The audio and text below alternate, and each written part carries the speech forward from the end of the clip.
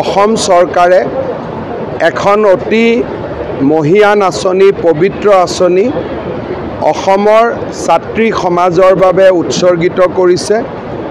নিযুত মইনা আঁচনিৰ জৰিয়তে 1,59,000 গৰাকী ছাত্ৰীয়ে মাহিলী বৃত্তি পাবলৈ সক্ষম হ'ব। উচ্চতৰ মাধ্যমিক প্ৰথম বৰ্ষৰ ছাত্ৰীসকলে 1000 টকা, স্নাতক প্ৰথম বৰ্ষৰ ছাত্ৰীসকলে 1250 টকা আৰু পোষ্ট গ্ৰেজুৱেট প্ৰথম বৰ্ষৰ ছাত্ৰীসকলে 2500 টকা লাভ কৰিব। প্ৰতি মাহৰ 11 তাৰিখে বেংক একাউণ্টত এই পুঁজি হস্তান্তৰিত কৰা হ'ব।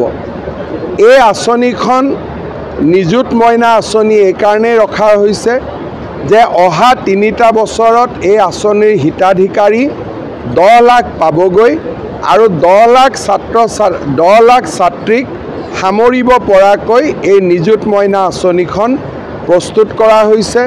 সমগ্ৰ অসমতে আজি ছাত্ৰীসকলে বিভিন্ন সমষ্টিত পতা অনুষ্ঠানসমূহত উপস্থিত আছে। উৎসাহ আৰু উদ্দীপনা, মই ভাবোঁ এই আঁচনিখনে অসমত বাল্য বিবাহ ৰোধ কৰাৰ ক্ষেত্ৰত এক বিশেষ ভূমিকা পালন কৰিব।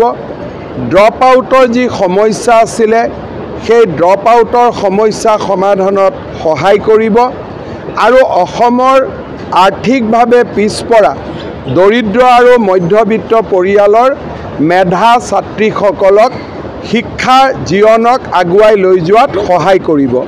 মই শিক্ষামন্ত্ৰী ৰণোজ পেগু আৰু শিক্ষা বিভাগক এনে এখন সুন্দৰ আঁচনি অসমৰ শিক্ষা জগতলৈ উপহাৰ দিয়াৰ বাবে ধন্যবাদ আৰু অভিনন্দন জনাইছোঁ।